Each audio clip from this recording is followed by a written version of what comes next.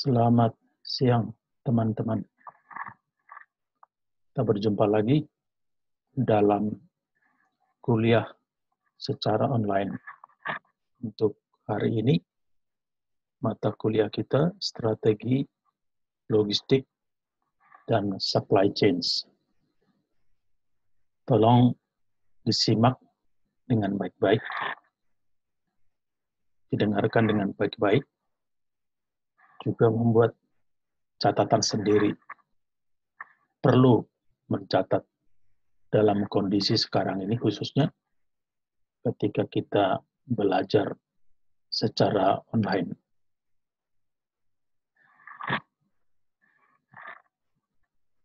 Saya harapkan teman-teman semua dalam keadaan sehat-sehat saja.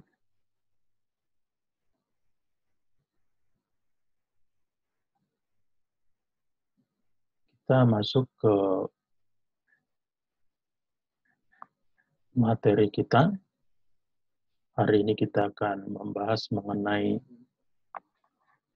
third atau 3PL atau 4PL. Kalau third itu artinya kan yang ketiga, fourth artinya yang keempat. Jadi di sini pengertiannya adalah PL itu kan provider logistik. Jadi pihak ketiga yang memprovide logistik. Ini yang akan menjadi materi kita hari ini. Aturan sourcing dan juga 3PL dan 4PL dan strategi memilih supplier. Tapi kita akan fokus nanti, mungkin nggak bisa kekejar semua ini karena keterbatasan waktu kita.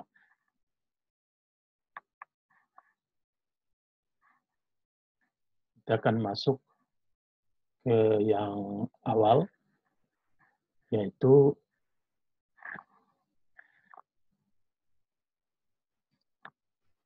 sourcing dalam logistik. Sourcing adalah kegiatan yang dilakukan untuk menemukan sumber barang dan jasa yang dibutuhkan perusahaan. Jadi semua kegiatan yang dilakukan untuk menemukan sumber barang dan jasa. Sumbernya itu tentu banyak ya.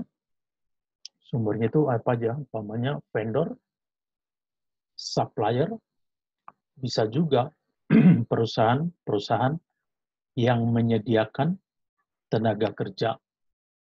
Kan banyak itu perusahaan seperti sekarang yang bisa sudah mempersiapkan calon-calon karyawan yang profesional di bidangnya, sehingga perusahaan tidak perlu lagi mengadakan interview secara mendalam, tapi sudah mendapatkan seperti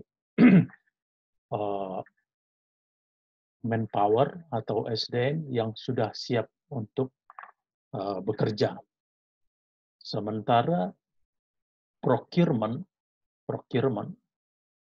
berkaitan dengan kegiatan logistik untuk memperoleh barang dan jasa dengan fokus untuk menggunakan pemasok terbaik serta harga pasar yang sesuai untuk barang-barang tersebut.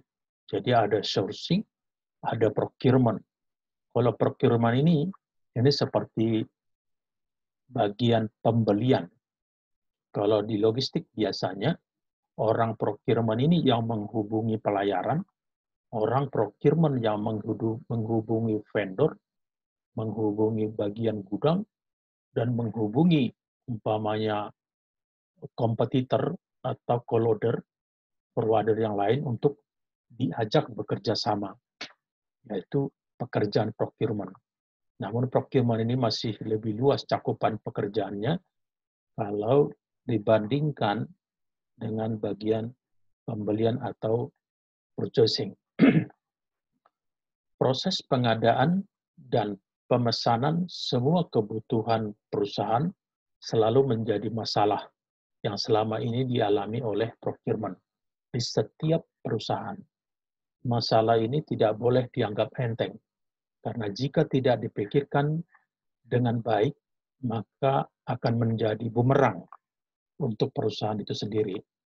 Oleh karena itu, perlu adanya strategic sourcing untuk mengatasi masalah-masalah yang sering dia alami oleh procurement ini. Pertanyaannya kira-kira masalahnya apa di bagian pembelian? Masalahnya apa di bagian procurement ini? Yang umum, kadang-kadang kalau kita membeli handphone, kita beli umpamanya harga 4 juta, contohnya. Setelah kita beli harga 4 juta dengan tipe dan model tertentu, terus besok lagi teman kita membeli dengan merek dan tipe yang sama. Ternyata teman kita membeli dengan harga 3,5 juta, lebih murah, 500.000. Nah, itu yang menjadi permasalahan dalam logistik juga. Ketika kita membeli harga jasa itu ternyata lebih mahal dari kompetitor. Akhirnya kita tidak bisa bersaing. Nah, itu salah satu masalah. Sudah kita beli dengan harga lebih mahal, tapi mungkin transit time atau lead time dari kapal atau shipment-nya lebih lama. Sudah 2 kali kita menjadi lebih rugi dibandingkan kalau kita mempunyai procurement yang baik. Dari itu, procurement ini sangat diperlukan. Begitu terbuka, begitu bisa mendekati pihak-pihak tertentu, khususnya pihak yang menyediakan barang dan jasa, untuk kita mendapatkan harga yang terbaik. Tentu dengan harga yang terbaik nanti kita dapat berkompetisi dengan perusahaan yang sama, perusahaan yang bergerak di bidang yang sama. Kita juga tidak ingin bahwa harga kita terlalu murah dari yang lain. Biasanya itu perbedaan-perbedaannya itu hanya sedikit, namun mungkin akan berkompetisi yang lebih baik di bidang servisnya. Servis kita yang lebih baik. Kita teruskan. Untuk bisa mencapai hasil dari strategic sourcing yang berdampak, maka procurement harus paham betul mengenai pengeluaran yang dilakukan. Pengeluaran berarti biaya pembelian. Data yang akurat menjadi kunci penting dari berjalannya strategic sourcing yang lancar. Data apa di sini maksudnya? Ya, tentu data barang yang mau dibeli.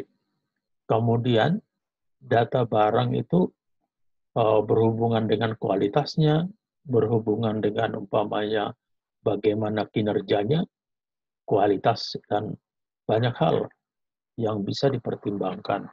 Jadi kita membutuhkan data, jangan sampai kita umpamanya membeli dengan harga yang sama dengan orang lain, ternyata yang kita miliki itu buatan yang bukan kualitas nomor 1, tapi mungkin kualitas nomor 2, nomor 3. Dari itu perlu bagian procurement mempunyai data, bukan hanya data dari barangnya, data pemakainya siapa. Memang perlu nggak barang itu harus dibeli? Dan kalau dibeli, apa sih keuntungannya bagi perusahaan? Jangan sampai kita hanya membeli, ternyata barang tersebut tidak dipakai secara optimum. Sementara mungkin ada satu departemen atau departemen yang lain yang membutuhkan barang tidak dibeli, padahal itu sangat urgent dan important bagi departemen mereka.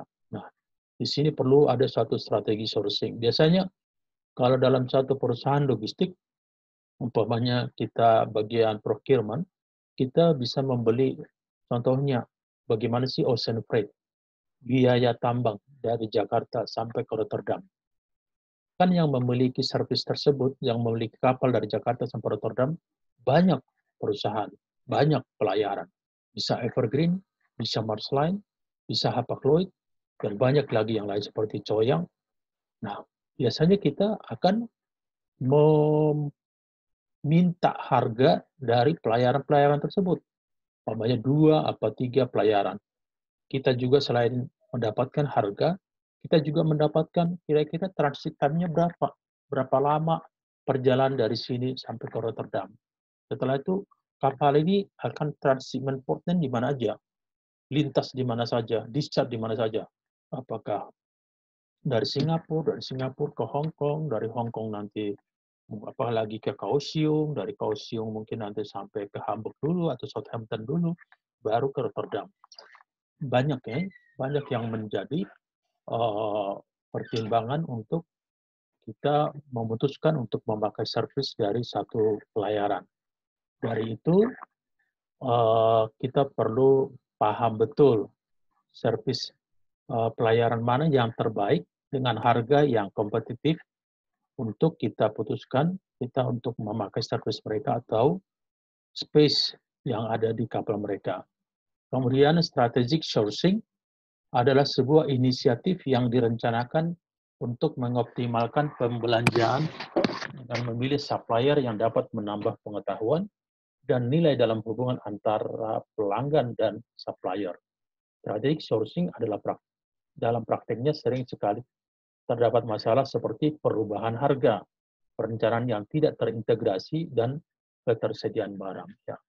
Walaupun kita sudah punya kontrak dengan pelayaran, bisa saja pelayaran tidak menerima bookingan kita. Kenapa? Yang pertama, mungkin ada perubahan harga. Perubahan harga, tiba-tiba harga yang menjadi naik. Atau ada perencanaan yang tidak terintegrasi. Maksudnya di sini, perencanaan yang tidak terintegrasi, kita tidak mendapatkan informasi dari departemen yang membutuhkan space tersebut. Contohnya, dari departemen customer service atau dari operation. Mereka tidak bisa memastikan kira-kira berapa banyak yang akan diekspor, berapa kontainer yang dibutuhkan, ukurannya apa aja, 20 atau 40. Kemudian ketersediaan barang dan jasa. Bisa juga, umpamanya kita sudah punya kontrak dengan pelayaran, ketika kita booking space di kapal, ternyata tidak ada lagi space. Makanya katakan sini ketersediaan barang dan jasa. Kenapa? Mungkin sudah duluan orang lain yang membooking. Dari itu kita perlu mensiasatinya dengan membuat kontrak dengan beberapa pelayaran. Pelayaran A, pelayaran B. Kalau pelayaran A itu penuh atau full book, kita bisa mengalihkan ke pelayaran B atau ke pelayaran C. Tapi dengan asumsi sebenarnya mungkin pelayaran A yang menjadi main atau main carrier kita atau yang utama atau yang inti. Tapi ketika dia menjadi full, kita tidak mungkin menahan barang. Tetap juga harus diberangkatkan. Umpamanya harus berangkat setiap hari Senin. Makanya kita pilih pelayaran B dan C yang mungkin harganya lebih mahal atau servisnya kurang baik. Tapi dengan demikian, kita bisa nanti ajukan seperti komplain kepada pelayaran A. Komplainnya di sini, kenapa kita sudah punya kontrak tapi space tidak disiapkan untuk kita. Dan biasanya jawaban dari pihak pelayaran adalah mereka meminta agar kita membuat pre-booking, booking di awal. Jadi kira-kira untuk week 3, week 4, week 5 itu kira-kira kita butuh berapa kios, berapa kontainer. Karena kadang-kadang ada juga space-nya ada di kapal, ada di tempat booking kita, tapi kontainernya habis. Kontainer kosongannya itu kadang-kadang ada yang sudah habis di depo. Umpamanya kontainer 40, ternyata ketika sampai di depo, kontainernya tidak ada. Jadi bisa ada hal-hal yang berubah dengan tak terduga untuk melakukan suatu ekspor maupun impor ataupun distribusi. Data-data yang lengkap dan akurat akan membantu perusahaan untuk mengetahui lebih dekat tentang para vendor, ketersediaan stok barang di supplier, dan bahkan bermanfaat juga untuk memonitor layanan para penyedia produk dan barang-barang kebutuhan bisnis dengan baik dan tepat. Ya, ketika kita memiliki data yang lengkap, kita jadi mengetahui mengenai vendor. Tadi ada vendor A, vendor B, vendor C. Kategori A itu biasanya kategori yang menjadi pilihan utama. Kategori B menjadi pilihan yang kedua. Kenapa dikategorikan 3 kategori? Berarti servis kategori C itu paling tidak baik. dibandingkan dengan kategori B. Tapi satu saat juga kategori A ini bisa berubah menjadi kategori B. Dengan alasan bahwa kategori A itu membuat kesalahan sehingga servisnya jadi menurun. Akhirnya yang kategori B bisa jadi A dan A bisa jadi C juga, seperti itu. Jadi kita pilih yang mana yang utama, yang mana yang tidak utama, yang mana mungkin menjadi pilihan yang ketiga. Kemudian dengan adanya datanya lengkap dan akurat, juga kita mengetahui bagaimana sih stok barang di supplier. Apakah banyak, apakah cukup, atau jangan-jangan sudah habis. Kita kan harus mencari supplier yang lain seperti tadi. Supplier juga tidak boleh hanya satu. Paling tidak ada dua. Tujuannya apa? Apabila di supplier pertama itu barangnya habis, kita punya alternatif di supplier yang kedua. Karena kan kita tidak bisa terburu-buru dengan sangat segera untuk membuat kontrak kalau sebelumnya kita tidak punya kontrak dengan supplier B. Dari itu dari awal kita harus buat itu 2 atau 3 supplier. Vendor juga demikian, 2 atau 3 vendor. Karena bisa aja ada masalah dengan vendor A, walaupun kita mungkin mempunyai hubungan yang baik. Umpamanya ternyata di vendor A itu ada masalah, umpamanya masalah karyawan yang demo, ada juga mungkin masalah keuangan, dan juga masalah-masalah yang lain. Dari itu kita selalu membuat backup, tidak boleh hanya satu. Itu tujuannya adalah untuk jangka panjang. Karena kadang-kadang ada beberapa kali kita mengalami, kalau seorang bos sudah marah, namanya tersinggungan dan lain hal dalam bisnis, dia juga bisa berkatakan mulai hari ini stop kontrak, stop business with you. Jadi tidak ada lagi bisnis, tidak ada lagi hubungan. Dan kalau itu terjadi, kita kan nggak mungkin mencari hari itu juga vendor, hari itu juga supplier, mencari hari yang sama itu susah. Dan kalau sudah punya kendala seperti itu, tentu produksi kita atau operasional kita tidak berjalan dengan baik.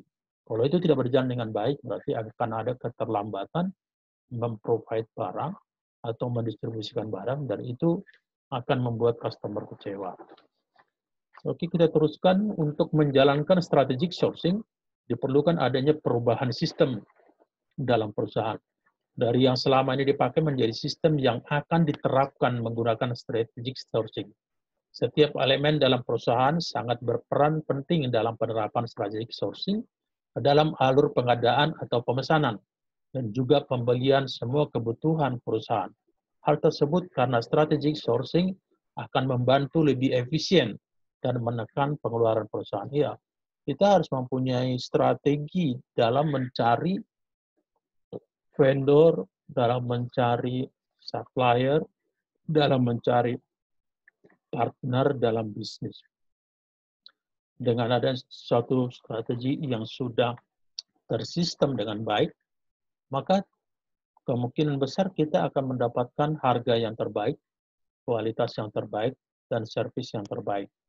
Kita juga akan mendapatkan pelayanan yang terbaik, di mana mungkin kita menjadi prioritas utama, karena tidak terjadi perubahan-perubahan secara signifikan, tidak terjadi perubahan-perubahan secara mendadak. Tapi karena sudah tersistem dengan baik, kita tahu alurnya dari A sampai Z, dari awal sampai akhir, apa yang diperlukan. Ya, kalau memang vendornya itu tidak bagus servisnya, ya kita nilai dengan tidak bagus. Tapi kalau memang servisnya sangat bermutu, sangat bagus, kita buat menjadi kategori yang baik. Ini manfaat dari strategic sourcing. Jadi kita mempunyai strategik. Itu biasanya untuk perusahaan-perusahaan yang besar. Ketika mereka mempunyai satu tim procurement yang baik, mereka juga akan mendapat harga yang baik. Kalau itu hanya dikerjakan seorang saja, seorang procurement, dan dia juga merangkap sebagai marketing atau sales, itu sangat berbahaya. Kenapa? Bisa aja dia bilang membeli atau menjual satu service, tapi ketika dia tahu nilainya berapa, dia tinggal mengkontak ke bagian pelayaran untuk memberikan harga yang lebih murah sedikit. Dengan bawahnya ada kelebihan uang seperti itu, dia bisa mengambil keuntungan secara pribadi dan tidak keuntungan untuk perusahaan. Dari itu, pihak procurement, pihak sourcing ini harus terpisah job deskripsinya dengan bagian marketing. Tidak boleh orang yang sama. Tujuannya itu, agar tidak terjadi kesepakatan yang tidak baik, umpamanya ada korupsi di sana, ada penambahan keuntungan tapi dibuat menjadi keuntungan pribadi. Kemudian untuk mengaplikasikan strategic sourcing yang tepat untuk perusahaan, perlu ada analisa agar sourcing tersebut berjalan sesuai dengan apa yang diinginkan. Strategic sourcing sendiri memiliki beberapa metode yang dapat dikategorikan sebagai berikut. Ini perlu ya, dianalisa. Strategi sourcing-nya itu dianalisa. Benar-benar dianalisa. Tujuannya kenapa? Ya, dengan analisa tersebut kita tahu di mana kelemahannya, di mana kelebihannya. Kalau kita mendapatkan harga yang baik, oke. Tapi bagaimana kalau kita mendapatkan harga yang mahal? Ternyata harga kita lebih mahal dari kompetitor. Itu menjadi pertanyaan bagi kita. Dari itu perlu analisa. Kemudian di sini ada beberapa kategori dari strategic sourcing. Metodenya yang pertama, basic provider model. Model ini hanya berdasarkan transaksi ekonomi semata. Jadi maksud adalah pembeli dapat memilih dan menentukan sendiri barang dari supplier yang ditawarkan dengan harga yang terendah dengan pilihan barang atau jasa yang tersebar di pasaran. Pembeli bisa kapan saja mengganti supplier, tergantung dengan negosiasi kecocokan harga dan lain sebagainya. Ya, ini maksudnya karena sudah melakukan transaksi hubungan bisnis secara umum dan berulang, nah pembeli ya dia memilih itu karena sudah punya pengalaman mungkin dengan harga yang baik, dengan servis yang baik. Nah biasanya ini yang disebut dengan basic provider model, tentu mendapatkan harga yang saya katakan bukan terendah tapi yang paling kompetitif, karena harga terendah itu belum tentu harga yang terbaik. Nah, dia bebas memilih, dalam hal ini logistik, kita bebas memilih pelayaran mana yang kita mau.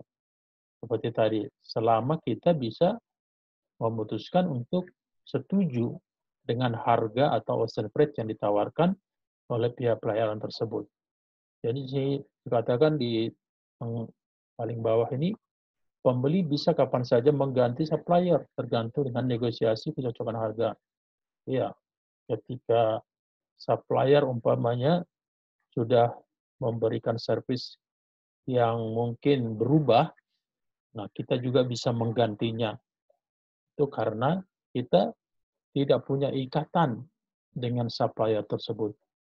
Umpamanya hari ini servisnya baik, tapi besok servisnya mungkin barang yang dikirimkan mutunya tidak baik, atau bahkan mungkin sangat mengecewakan, akhirnya kita bisa menggantikannya dengan supplier yang lain.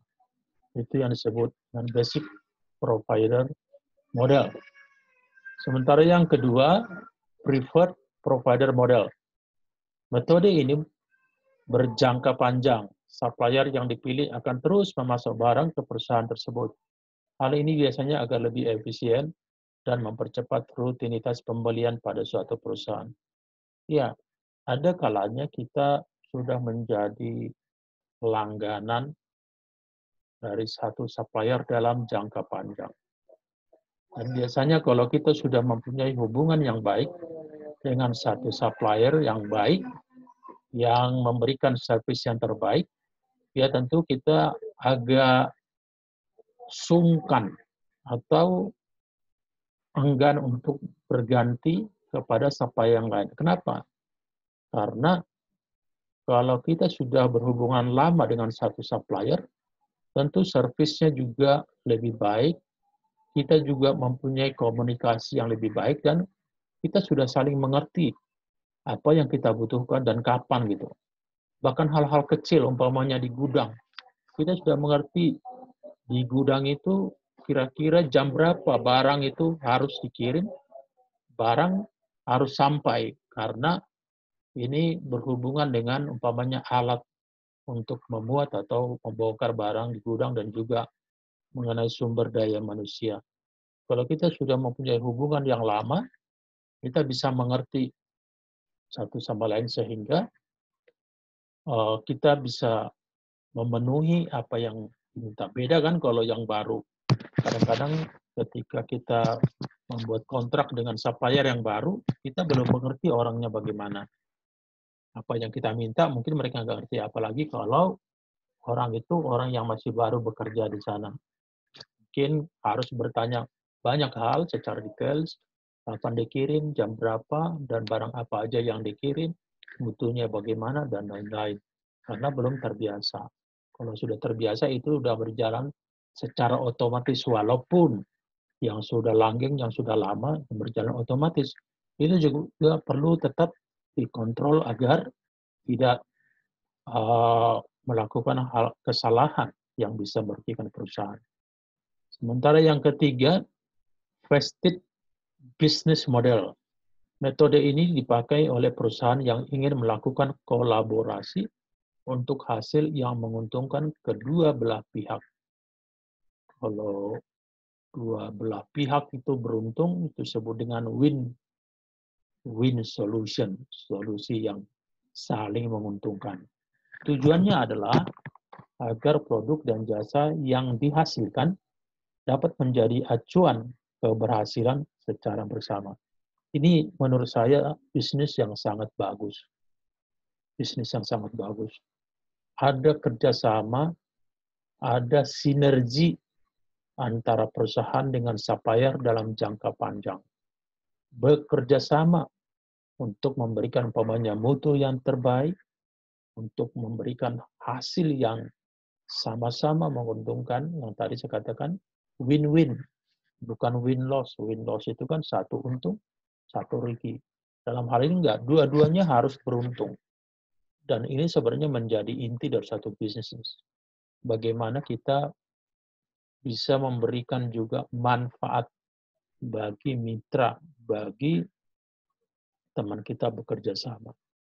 Ya, sini tujuannya jelas agar produk dan jasa yang dihasilkan menjadi acuan keberhasilan secara bersama ya.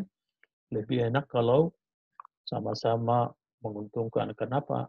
Dalam jangka panjang yang menjadi mitra kita itu juga akan memberikan bantuan kepada kita. Bahkan hal-hal yang tidak harus berhubungan dengan bisnis bisa. Karena kita sudah mempunyai kerjasama yang baik. Walaupun itu juga satu saat harus dievaluasi. Karena kadang-kadang, karena sudah ada saling percaya, ternyata harga yang diberikan tidak kompetitif. Karena dia pikir, wah ini kan pasti diterima. Orang saya kenal, teman, seperti itu. Nah, kita masuk ke 3PL dan 4PL. 3 ada yang bilang 3PL, 3PL, provider logistik, atau 4 atau yang keempat. Tentu yang 3 ini skopnya lebih kecil dari 4PL. Namun dalam hal pekerjaan sebenarnya ini hampir sama saja. Kalau freight provider itu disebut juga logistic company, freight provider itu disebut juga dengan 3PL, freight provider itu disebut dengan 4PL, disebut juga sebagai supply chain, disebut juga sebagai logistic company.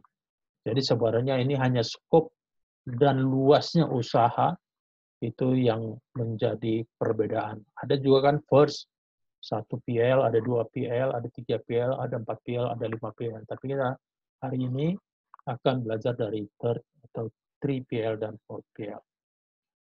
3PL atau third PL adalah perusahaan penyedia jasa logistik, sama ya, penyedia jasa logistik, sama dengan perusahaan logistik, sama dengan perusahaan supply chain, yang mengelola logistik klien atau customer-nya.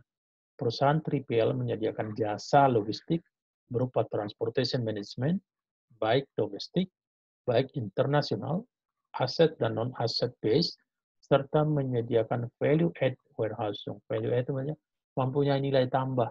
Bagaimana sih gudang itu bisa menjadi nilai tambah? Iya, karena ada stok di gudang. Ketika kita butuhkan barang secara mendadak, disiapkan tuh barang langsung bisa sampai di toko. Nah, itu yang menjadi value added. Ada nilai tambah dan distribution management. Atau bisa juga umpamanya ada stok barang di gudang lebih banyak dan kita stok untuk mengharapkan adanya kenaikan harga di satu waktu tertentu. Nah, sehingga kita mendapatkan keuntungan yang lebih besar. Itu yang disebut dengan value added warehousing. Ya. Jadi 3PL ini skopnya lebih kecil dari 4PL. Tapi dalam hal pekerjaan mereka hampir sama. Kan jadi sini dikatakan perusahaan 3PL menyediakan jasa logistik. Apa sih jasa logistik itu?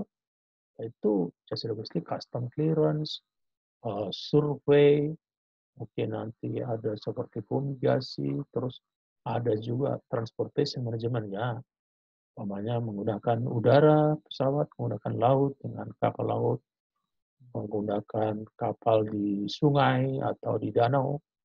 Kemudian di sini ada yang domestik, berarti dalam negeri di Indonesia dari Jakarta sampai ke Papua, internasional, worldwide, seluruh dunia, dan yang lain. Ada yang aset, ada yang non-aset. Aset ini maksudnya pihak 3PL memiliki barang itu sendiri, memiliki aset itu sendiri, umpamanya memiliki tracking sendiri, memiliki trailer sendiri. Tapi ada juga yang non-aset, maksudnya pihak provider itu menggunakan pihak yang lain lagi, seperti vendor dari tracking. Jadi tidak perlu membeli truk sendiri, dia menyewa truk orang lain untuk disewakan kembali, serta menyediakan value added warehousing dan distribution management. Tentu semua itu untuk menambah nilai, termasuk dalam hal how to manage the distribution. Distribution itu bagaimana barang sampai di tangan konsumen.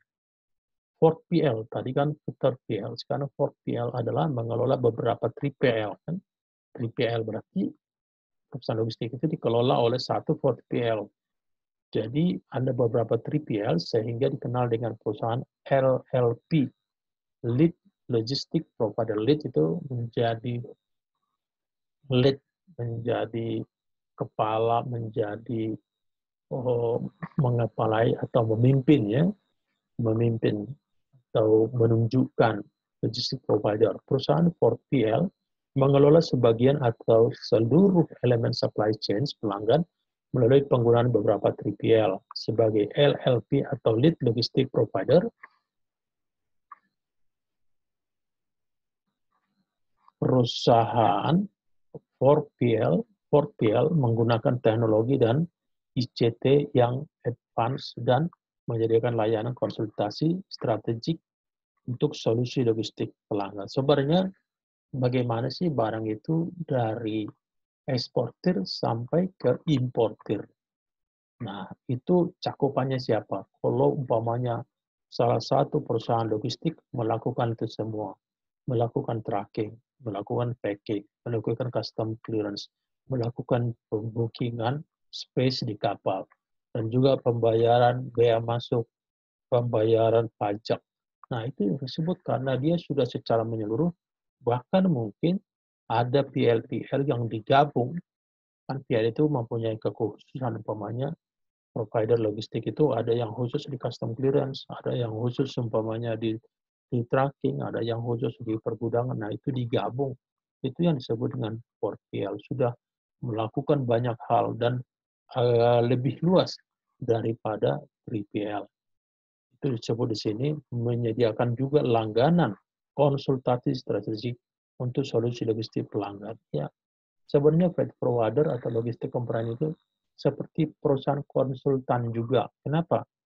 Karena ketika ada eksportir yang mengirim barang, kadang-kadang dia hanya ahli di bidang produksi barang, tapi dia tidak ahli dalam memilih transporter atau bagaimana mendistribusikan barang. Mungkin dia ahli di dalam memproduksi sepatu, dan dia ahli untuk menjual sepatu, tapi dia tidak ahli bagaimana mengirimkan sepatu dari eksportir sampai ke consignee. Apalagi kalau jaraknya sudah antar negara atau antar benua. Dia tidak mempunyai agen mungkin di luar negeri, ketika barang itu sampai contohnya di Toronto, Kanada, siapa yang mengurus barangnya di sana? Mengurus ke bea cukai, mengurus untuk pembayaran pajak, dan lain-lain.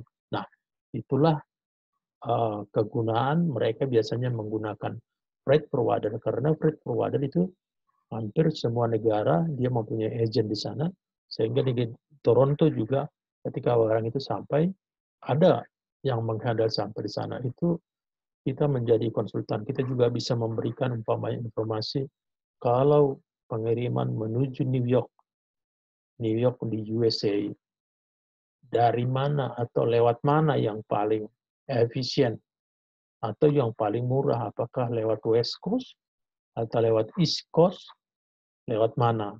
Itu yang mengetahui adalah 4PL, karena 4PL punya pengalaman di situ. Dari itu 4PL harus memberikan layanan konsultasi kepada customer.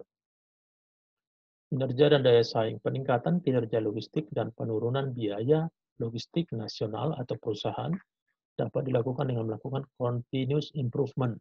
Perusahaan-perusahaan penyedia jasa logistik nasional atau perusahaan, utamanya 3PL, ya, ada continuous improvement, ada perbaikan secara terus-menerus.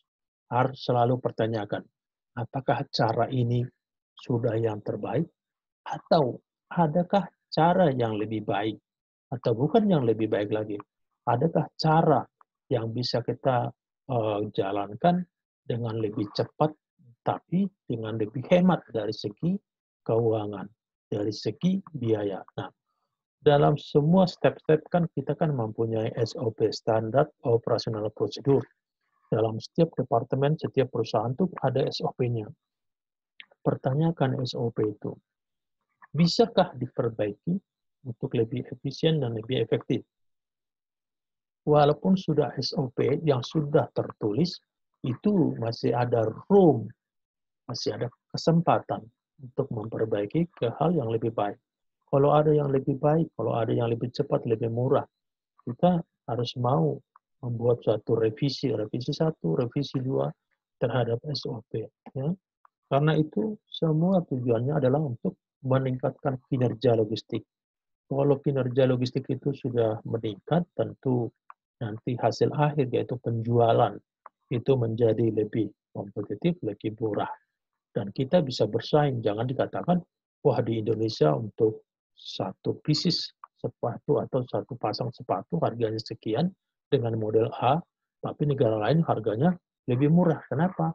Karena di negara kita mungkin proses logistiknya itu menghadapi beberapa kendala yang menyulitkan. Oke, kita lanjutkan. Fokus continuous improvement dilakukan pada peningkatan kualitas, ya, layanan. Selalu dua ini, tidak pernah terpisahkan. Kualitas baik, terus harga juga baik. Ya. Itu berhubungan, karena hanya layanan yang baik tapi harga mahal, tidak mau customer. Atau sebaliknya, harganya memang murah tapi layanannya jelek, customer juga tidak mau. Dia mau combine dua dari layanan dan cost reduction ini, maka dia akan menjadi customer yang setia, yang mau menggunakan service kita dalam jangka panjang. Peningkatan kinerja perusahaan penyedia jasa logistik mencakup performance level. Performance level itu maksudnya kelas dari performa. Yang pertama, reliability. Yang kedua, responsive reliability. Ini mengenai kepercayaan. Bisa dipercaya enggak? Kemudian responsiveness, bagaimana merespon apa permintaan kita. Lambankah? Cepatkah? Tentu customer maunya cepat dan tepat. Terus ada flexibility. Ya, walaupun kita ada SOP, kadang-kadang kita perlu kompromi dengan hal-hal tertentu, walaupun itu tidak selamanya. Jadi ada fleksibilitas. Yang keempat tentu harga, ya, cost, biaya. Yang kelima asset management, ya, bagaimana aset itu dimanage dengan baik. Apakah aset itu sangat menguntungkan kalau dibeli atau cukup untuk umpamanya aset yang disewa. Yang penjelasannya tadi reliability, peningkatan kinerja perusahaan penyedia jasa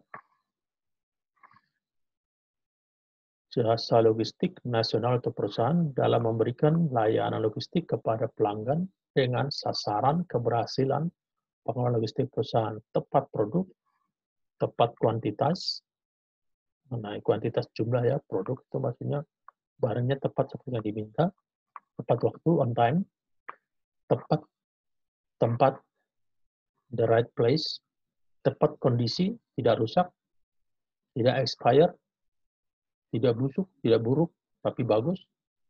Terus dan pengepakan, packingnya bagus, tidak bocor, tidak robek. Benar-benar sampai di customer itu masih bagus.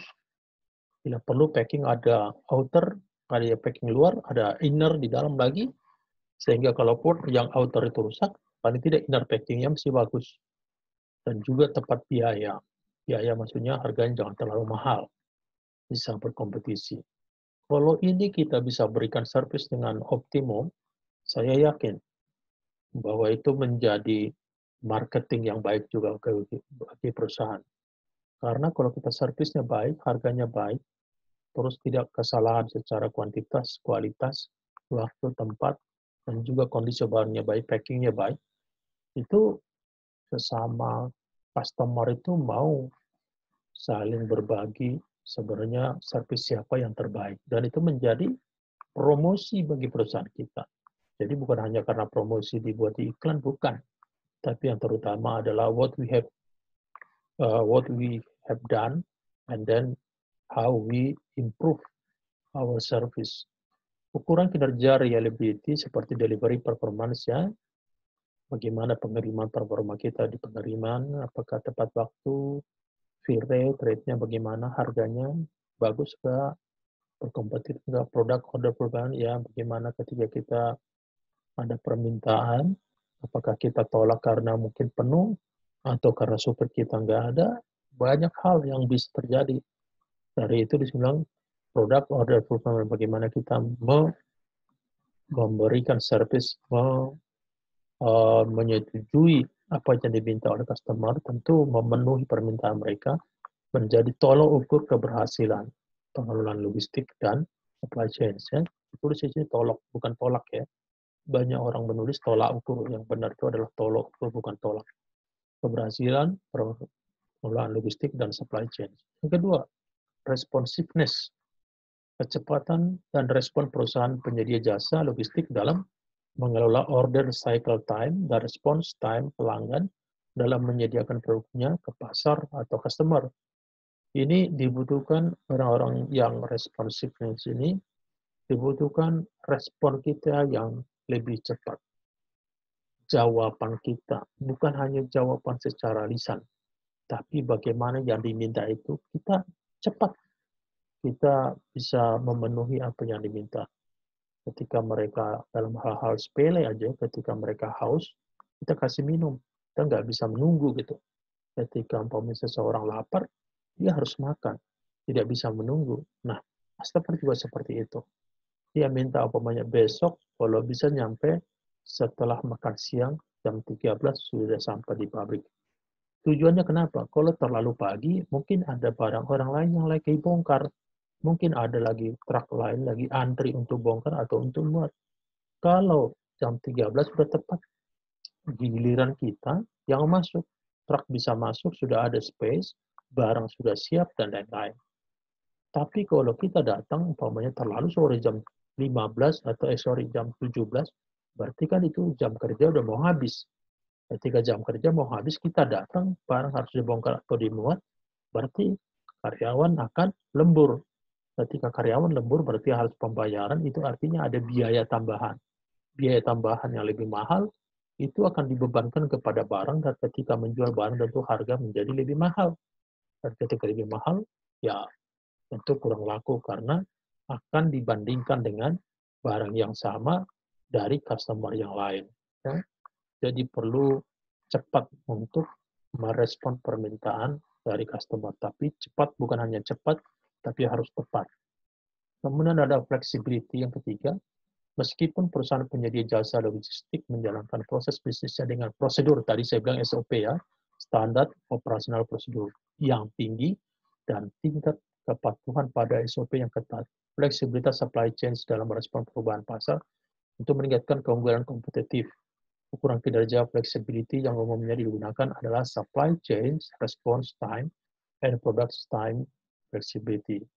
Ada kadang-kadang gini, ada kadang-kadang customer dengan persyaratan bahwa kita akan mengirim barang umpamanya setelah tagihan yang sebelumnya udah dibayar. Tapi kadang-kadang ada customer juga, suatu saat dia tidak mempunyai cash flow, tidak mempunyai uang cash, sehingga tidak bayar. Dan kadang-kadang dia minta tolong dulu dikirim barang, kalau dikirim saya akan bayarkan. Jadi dalam hal ini, kalau kita stick to the rule, stick kepada SOP, memang kita nggak bisa kirim barang karena dia belum bayar. Itu kan perjanjiannya. Nah, tapi dalam hal tertentu kita juga mengetahui bahwa customer mungkin tidak mempunyai cash flow dengan alasan satu dengan yang lain. Dari itu kita memberikan flexibility, tapi dengan surat mungkin atau email atau WA yang berjanji bahwa sebentar setelah barang sampai dia langsung bayar. Ini maksudnya di sini ada fleksibilitas, jangan terlalu kaku. Kalau terlalu kaku nanti padahal kan selalu ada dinamika di dalam ekspor impor, dinamika di dalam distribusi yang mungkin tidak di-cover dalam SOP, standar operational procedure. Dari itu kita harus ada fleksibilitas, tapi jangan terlalu fleksibel. Terlalu fleksibel juga bisa berakibat fatal. Umpamanya, fleksibel kita antar banyak nggak dibayar-bayar. Suatu saat dia putus, tidak mau bayar, kita juga yang rugi. Dari itu, fleksibilitasnya itu juga harus terukur. Yang keempat, cost. Biaya total yang terkait dengan pengelolaan logistik dan supply chain. Ukuran kinerja supply chain cost yang menjadi tolok ukur keberhasilan pengelolaan logistik dan supply chain pelanggan antara lain cost of goods sold, ya, cost, pokoknya biaya dari barang yang dijual, total supply chain management cost, value added productivity, and warranty atau warranty itu kan garansi, return, processing cost, ya. Banyak hal selalu berhubungan dengan cost, dengan biaya. Usahakan jangan mengerjakan satu pekerjaan dua kali karena kesalahan. Itu benar-benar untuk menambah cost. Makanya di sini ada ditulis juga sini kan, value added productivity, ya, harus produktivitas, jangan mengulang, jangan umpamanya lamban, tapi cepat, tepat. Kemudian ada return percent cost, ya, kalau ada pengembalian, kenapa ada barang yang dikembalikan? Tentu karena kualitasnya, barang yang diminta tidak sesuai, jadi barang itu dikembalikan. Nah itu menimbulkan cost kalau dikembalikan. Kalau dia naik angkut, naik perusahaan tracking, tentu nanti mengembalikan, terus menjualnya lagi, itu menambah biaya. Kemudian yang kelima, asset management, pengelola logistik pelanggan dengan sasaran untuk meningkatkan efektivitas aset pelanggan. Ukuran kinerja supply chain, asset management, efisiensi mencakup cash to cash cycle time, inventory days of supply, dan asset turn. Jadi kita perlu juga memikirkan mengenai aset ini. Membeli aset, mengelola aset itu untuk meningkatkan kualitas servis kita kepada customer. Kadang ada cash to cash cycle time, bagaimana ruang atau lingkaran itu sehingga itu menjadi efisien. Kadang-kadang di sini manajemen efisiensi. Terus bagaimana inventorinya, persediaan tepat enggak dengan adanya manajemen aset atau aset manajemen. Kita berharap bahwa inventory kita juga itu cukup, dan juga untuk pengembalian aset itu untuk mengembalikan biaya aset atau biaya modal. Oke, pengguna 3PL ini, ya, penyedia jasa logistik yang mengelola aktivitas logistik perusahaan sering dikenal dengan third party logistik atau 3PL. Sejatinya perusahaan 3PL didefinisikan sebagai supplier eksternal yang mengelola sebagian atau semua aktivitas fungsi logistik. Hasil studi Langley dan Capgemini, presentasi responden dari perusahaan menggunakan jasa logistik perusahaan 3PL sebagai berikut, ya. Perusahaan-perusahaan, namanya pabrik lah, atau industri yang menggunakan 3PL itu untuk transportasi logistik, 80% pabrik menggunakan 3PL. Untuk menggunakan gudang, ya perusahaan-perusahaan itu menggunakan 60% dan yang lain, ada banyak hal di sini. Menggunakan forwarder ini 48%. Maksudnya di sini berarti 52% tidak menggunakan forwarder. Menggunakan siapa? Mereka kerjakan sendiri. Itu maksudnya. Custom brokerage atau custom clearance atau kepabeanan cuma 45%. Reverse logistik atau pengendalian, oke. Cross docking 33%. Freight bill, auditing, and payment 30% dan lain-lainnya masih banyak di sini. Ada inventory management, kemudian selling, order management, service part logistik, fleet management, information technology atau IT, supply chain consultancy, custom broker 7%.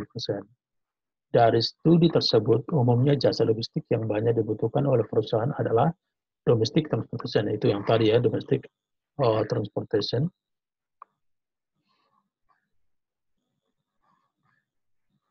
Ini domestic transportation yang paling besar kan, 80%, warehousing 60%, international transportation 60%. Ya. Kemudian freight forwarding dan juga custom brokerage. Ini hanya sebagai gambar dari 3PL, terus ada 4PL. Kita lihat ya, 3PL sebenarnya hampir sama dengan 4PL. Bedanya hanya di sini kan, ada beberapa logistik di sini. Di-combine antara 3PL, umpamanya 2 atau 3 3PL menjadi satu 4PL. Itu aja perbedaannya. Tapi bisa kita lihat ya, lebih besar skopnya dari 4PL. Nah, di sini ada nanti penjelasannya.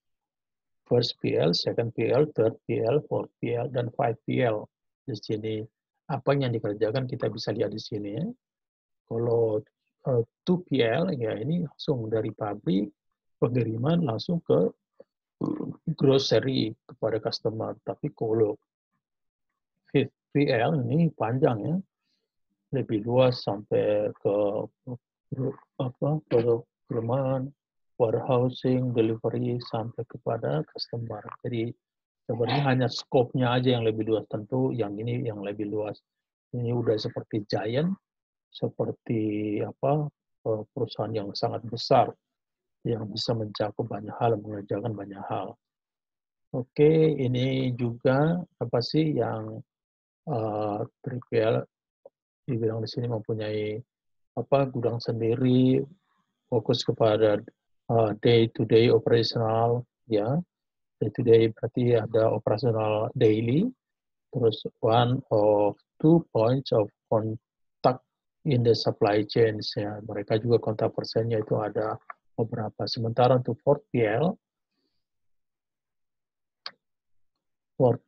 ya, most often non-asset based, ya. Ya, dia tidak perlu membeli alat, tapi dia biasanya menyewa menggunakan third party.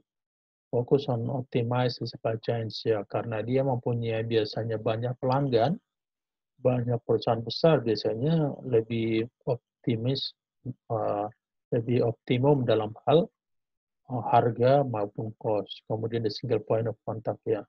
Di sini hanya masalah kontak bisa 2, kan? Di sini bisa 1. Oke. Perspektif dan aspirasi pelanggan. Oke. Ini secara umum aja, pelanggan itu menuntut kualitas. Di mana-mana gitu ya, kualitas. Kualitas baik barang juga maunya kalau bisa kualitas yang terbaik. Service juga terbaik, cepat. Pelanggan menuntut kepercayaan, keterbukaan, dan information sharing, ya. Kita bisa memberikan informasi, mungkin tidak hanya berkaitan dengan ekspor-impor, mungkin masalah hal politik, kebijakan ekonomi satu perusahaan, terus bagaimana nilai uang itu naik turunnya, bisa. Karena itu saling keterkaitan satu sama lain. Pelanggan untuk inovasi solusi, ya. Jangan kita terlena dengan yang kita pikir sudah up to date. Belum tentu. Yang kita kira up to date itu hari ini, besok itu udah biasa aja. Dari itu kita harus melihat yang dikatakan out of the box. Melihat dari luar, jangan kita hanya melihat dari dalam. Kalau kita melihat dari dalam aja, kita merasa bahwa servis kita itu yang terbaik. Inovasi kita sudah terbaik, padahal mungkin sudah ketinggalan. Kemudian sistem IT yang kapabel, ya tentu termasuk dalam WMS, ya, Warehouse Management System, termasuk dalam hal GPS global, position system. Jadi kita mengetahui di mana sih posisi barang, di mana posisinya, kapan sampainya. Bisa kita prediksi berdasarkan data yang ada karena sistem IT ini yang sudah capable. Kemudian pelanggan bentuk kejelasan service level agreement, ya sampai di mana service level kita. Umpamanya salah satu hal, servisnya umpamanya barang atau kapal sudah sampai di Tanjung Priok, sampai berapa lama barang itu bisa sampai di pabrik, seperti itu ya. Pelanggan bentuk service offering yang selaras dengan customer strategi dan pemahaman industri. Ya, kita harus mengerti secara menyeluruh keinginan dari customer. Kita juga harus membantu customer kita untuk maju. Jadi bukan hanya masalah service kita, tapi kalau mereka maju tentu dampaknya ke kita dalam jangka panjang, dia akan mempunyai banyak ekspor, banyak impor, itu akan menggunakan kita kalau service kita baik. Dan itu menjadi keuntungan bagi perusahaan. Istilahnya, kalau untung perusahaan, ya kita masih gajian, masih bisa ada peningkatan posisi, dari supervisor jadi manajer, jadi operation manager, jadi GM, dan lain-lain. Punya step-step untuk satu posisi atau jabatan dalam perusahaan. Tapi kalau kita tidak memberikan servis terbaik, boro-boro mau jabatan, jangan-jangan tuh perusahaan bisa jadi bankrupt, jadi bangkrut. Kalau bangkrut, itu kita juga yang rugi. Jadi perlu memberikan perhatian, bahkan fokus, semua apa yang terbaik dari kita untuk kemajuan perusahaan. That is your part of your life, bahwa perusahaan itu adalah bagian kamu sendiri. Kalau kamu punya seperti itu, berarti kamu punya suatu keinginan, suatu hasrat yang tinggi untuk memajukan perusahaan. Biasanya ketika kita punya hasrat, punya seperti ambisi lah, tapi bukan negatif, nah itu juga membuat kita menjadi bisa menikmati pekerjaan untuk memberikan service level yang luar biasa, bukan hanya biasa-biasa saja. Ya, ini ada penerapan IT juga ya, bukan teknologi, macam-macam di sini, ada dikatakan seperti core logistic for service seperti transportation management system, TMS, warehouse management system, WMS, freight management system, TFMS ini hanya nama-namanya aja. Tapi programnya ini tujuannya adalah untuk bisa secara cepat mendapatkan informasi dan mengetahui juga status order kita udah sampai di mana, kapan bisa dipergunakan, kapan bisa sampai di tangan customer. Ya, ini masih dalam hal teknologi juga ya. Di sini dikatakan ada information technology service, supply chain konsultasi service, dan customer service untuk memberikan solusi. All is talking about the solution and then how to provide and to increase our service to customer. Kemudian dalam konteks makro menjadi tugas pemerintah ini mengenai bagaimana sih sebenarnya peran pemerintah itu dalam meningkatkan logistik. Umpamanya dalam hal apa? Mereka ya penyedia infrastruktur, jalan, pelabuhan, banyak hal ya, perkantoran juga.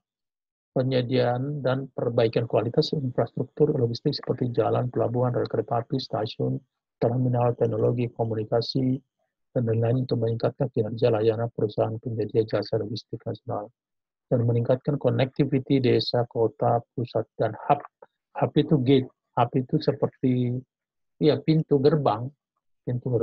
Umpamanya hub untuk ke Eropa itu bisa, umpamanya kita punya LCR barang, bisa kita buat hubnya bisa Singapura, bisa Kaohsiung, bisa Busan Korea. Biasanya itu Singapura, Hong Kong satu lagi itu menjadi hub. Kalau saya punya barang sedikit, dari Singapura punya barang sedikit, dari Bangkok punya barang sedikit, dari Vietnam bisa punya barang sedikit itu dikirim ke satu tempat, ke Singapura semua. Nanti dari Singapura dikonsol satu barang, baru dikirim nanti ke destinasi, umpamanya ke Hamburg, di Hamburg nanti dibagi kemana-mana aja. Itu yang disebut dengan hub. Menjadi gate, menjadi pintu. Tapi pintu untuk mengumpulkan kargo konsolidasi dan dikirimkan ke tujuan masing-masing. Oke. Sampai di sini mungkin pertemuan kita, tapi di sini ada tugas. Tolong dibaca tugas ini. Tulis ya, tugas. Kasih jawaban. Ya, sesuai aja di forum diskusi. Kemudian nanti jam 3 paling lambat dikumpulkan. Saya harapkan semua mengumpulkan dan semua mendengarkan video ini karena ini ada di YouTube, jadi saya tahu ada di sana datanya siapa yang tidak membuka dan siapa aja yang membuka. Baik, terima kasih. Selamat sore.